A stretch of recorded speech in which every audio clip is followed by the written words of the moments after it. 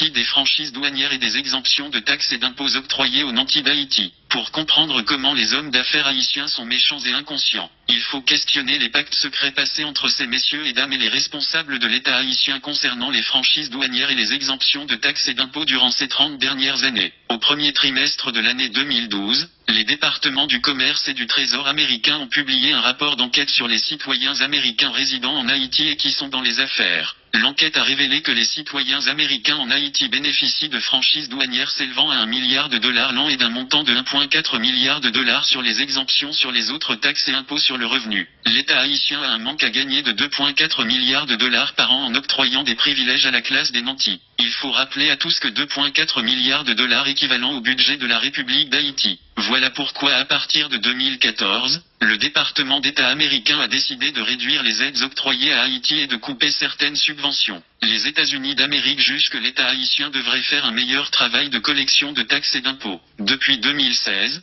l'USE avait signifié au gouvernement provisoire de Jocelyn Prévert que les réductions d'aide allaient venir. C'est dans cette optique que des économistes comme Wilson Lalo choisissent de dresser un budget en augmentant les taxes et impôts des éléments de la classe moyenne et des masses populaires. Le pouvoir en place a fait le choix de ne pas entamer des réformes fiscales. Dans ce bref article, nous voulons analyser pour le grand public le pourquoi des franchises douanières et des exemptions de taxes et d'impôts dans une société capitaliste et expliquer à tous comment l'État haïtien devrait procéder pour rebalancer les choses et rendre justice aux pauvres qui souffrent dans ce pays. Nous sommes arrivés à un carrefour de notre histoire où les langues commencent à se délier, où l'on ne peut pas continuer à rendre responsable le blanc parce que le blanc a décidé de nous donner une certaine marge de manœuvre pour voir si nous pouvons réellement nous prendre en main. Avec l'élection de Donald J. Trump, Haïti a la possibilité de tirer son épingle du jeu, d'effectuer des réformes en profondeur, d'établir des politiques publiques pour faire respecter le principe d'équité et d'égalité. Donald Trump durant sa campagne électorale avait promis que les États-Unis d'Amérique s'immisceront de moins en moins dans les affaires d'autres pays. Aujourd'hui, nous voyons clairement que l'administration Trump donne la primauté aux questions domestiques par rapport aux affaires étrangères. Qu'est-ce qui empêche à Haïti d'ouvrir un channel de communication avec la Chine populaire? Qu'est-ce qui empêche à Haïti de contacter des investisseurs au Moyen et au Proche-Orient? L'administration de Jovenel Moïse est otage de la classe d'affaires qui refuse de payer des taxes et des impôts.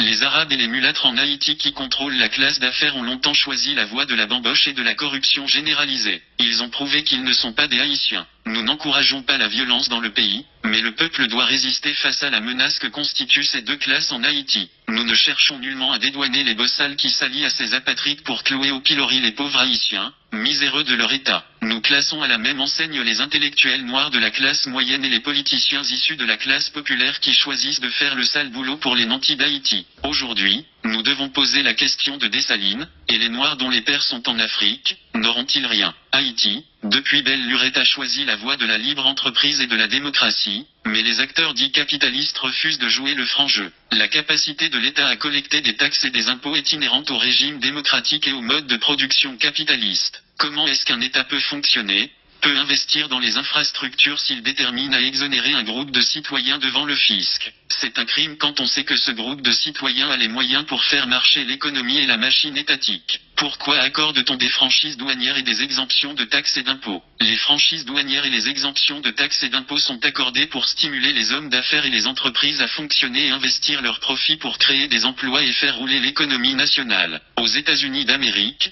les entrepreneurs bénéficient de ces exemptions parce qu'ils investissent leurs profits à créer des emplois pour les éléments de la classe moyenne et le peuple en général. Il y a des mécanismes mis en place pour déterminer si un entrepreneur investit ou non ou s'il mérite de recevoir les exemptions en franchise douanière, sur les taxes et les impôts à payer. Que se passe-t-il en Haïti? La plupart des hommes d'affaires en Haïti sont citoyens américains. Nombreux sont issus du Moyen-Orient. Leurs profits sont entreposés dans des banques américaines, européennes, libanaises, syriennes et israéliennes. Ils n'investissent rien en Haïti. Pourquoi depuis plus de 30 ans l'État haïtien continue avec cette pratique d'exonération? Les dirigeants politiques sont élus et nommés par la classe des affaires. En contrepartie, ces derniers offrent des avantages juteux à cette classe qui n'a pas les intérêts de la nation haïtienne à cœur. Nous sommes arrivés à un carrefour où nous réalisons que le populisme de droite et de gauche sont des manœuvres entreprises par les élites pour zombifier le peuple. Qu'est-ce que la gauche a foutu depuis 1986 en Haïti? Il y a une tendance à considérer les hommes d'affaires en Haïti comme de vulgaires imbéciles qui n'ont ni lecture ni écriture. C'est une fausse idée entretenue par les nantis mêmes. La plupart de ces hommes d'affaires sont très instruits et ont fait leurs études dans les meilleures universités au monde. Ils comprennent bien le fonctionnement d'une société capitaliste.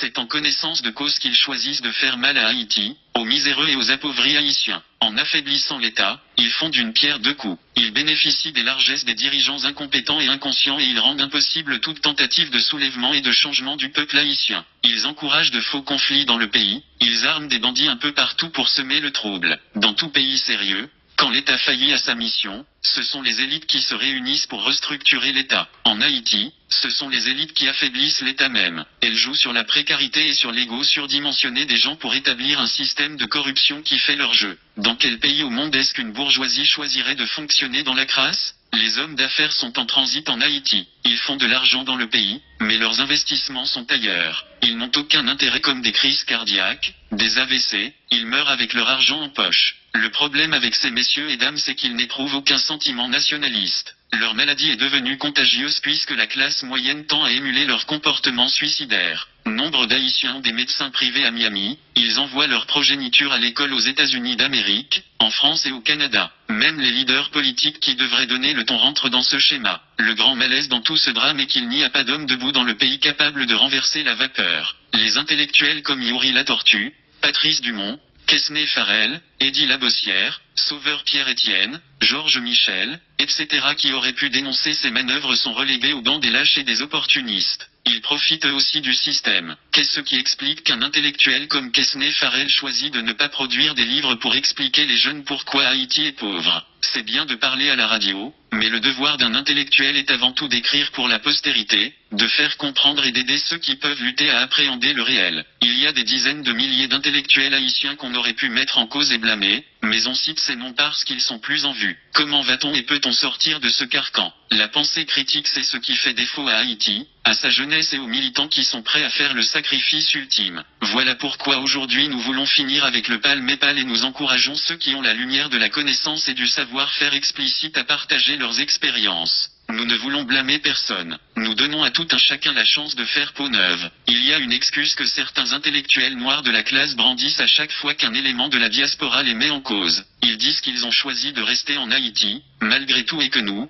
avons décidé de partir. Rester en Haïti est un choix calculé puisqu'ils font de l'argent, ils bénéficient dans une certaine mesure de l'ignorance de la masse. Certains économistes en Haïti et experts en sciences sociales sont assez aisés aujourd'hui et ils ne courent pas de grands risques à dire la vérité aux jeunes. L'opportunisme c'est tout ce qui caractérise le silence de nos intellectuels. Je sais que les réactions vont pleuvoir, mais aujourd'hui tout ce que l'on demande aux intellectuels noirs de la classe moyenne c'est d'être proactifs. Nous ne choisissons pas de tirer à boulet rouge sur les intellectuels vivant en Haïti et innocenter ceux qui vivent dans la diaspora. Ils sont tous à la même enseigne. Je dirais même que ceux qui vivent dans la diaspora sont beaucoup plus inconscients que ceux qui vivent en Haïti. Au moins, ils ont une certaine liberté et une certaine marge de manœuvre pour élever la voix dans le confort nord-américain et européen. À quand l'Haïtien éduqué et instruit finira par réaliser qu'il fait partie du problème? Je peux comprendre que la plupart des Arabes n'a pas de sentiment d'appartenance comme aurait dit Serge Beaulieu. Je peux comprendre que les mulâtres ont choisi de faire le Camp Gérard parce qu'ils comprenaient qu'ils étaient en position de régner en maître et seigneur après l'indépendance. En effet, ils se sont alliés aux généraux noirs et ont tué Jean-Jacques Dessalines, le fondateur de la nation haïtienne 211 après l'assassinat de l'empereur Dessalines. Que peut-on espérer? Nous ne cesserons de le répéter, l'ennemi numéro 1 de la République d'Haïti est l'ignorance, la violence, la peur, la médiocrité, l'égoïsme, la méchanceté, la haine et l'opportunisme. Aujourd'hui, les éléments de la classe des bossals sont aussi coupables que les arabes et les mulâtres qui constituent la classe des nantis. Nous devons avoir le courage de dire que nous sommes les Aignais. Nul besoin de pointeur X ou Y du doigt. Nous sommes tous coupables et responsables de la misère et de la paupérisation de plus de 9 millions d'Haïtiens. Qu'est-ce que nous allons faire pour dénouer ce nœud gordien? Je ne prétends pas avoir toutes les réponses, mais au moins j'agite les questions et je cherche à comprendre. Le président du Sénat Youri Latortue gagnerait en estime s'il cherchait à savoir savoir à combien s'élève le montant actuel des franchises douanières et des exemptions de taxes et d'impôts octroyés à la classe des nantis. Le secrétaire d'État aux Finances Ronald Décembre devrait bien avoir ces chiffres prêts à partager avec les parlementaires qui disent représenter le peuple. Les économistes et les analystes politiques doivent poser des questions. Nous faisons semblant de ne pas voir et de ne pas comprendre. Et pourtant nous sommes assez instruits pour comprendre. J'aimerais bien que des économistes comme Quesnay Farrell et Eddy Labossière nous parlent du manque à gagner de l'État haïtien et du peuple haïtien dans l'octroi de ses franchises douanières et des exemptions de taxes et d'impôts. La séance tenue au Sénat de la République la semaine dernière sur les juteux contrats d'électricité ont permis à plus d'un de comprendre à quel point les élites économiques plumant la poule Haïti et son véreux. Octroyer des privilèges à ceux qui peuvent payer et qui n'investissent pas dans le pays est un scandale. Certains vont me dire que les hommes d'affaires ont des entreprises ça et là. Je leur dirai tout de go que le système d'oligopole et de monopole qu'ils établissent dans le pays par la peur et la violence décourage la compétition. Qu'ils partent et plus d'un verront comment les bien-pensants finiront par prendre les choses en main. Ceux qui sont lucides et qui voient clair doivent avoir le courage de dénoncer le mal que nous vivons en Haïti et de réfléchir sur le comment construire une société juste et plus équitable où règne la primauté des lois. L'État haïtien doit fermer le robinet des franchises douanières et des exemptions de taxes et d'impôts. Jovenel Moïse doit cesser de jouer au sourd et à l'imbécile pour enfin assumer ses responsabilités de chef d'État. Il doit se mettre au travail comme chef d'État. Il y a des hommes qui ont l'expertise nécessaire pour mener des enquêtes et aider l'État haïtien à appréhender le problème. Il suffit de crier à l'aide. Nous demandons aux jeunes haïtiens de consentir des efforts pour se former. Grâce à Dieu, nous avons l'Internet et nous avons des moteurs de recherche. La connaissance est plus accessible aujourd'hui. Nous devons nous former et nous devons poser des questions. La justice élève une nation, la connaissance et l'amour véritable libèrent. Que Dieu aide les Haïtiens à se débarrasser des turiféraires qui les tiennent attachés à la misère et à la crasse.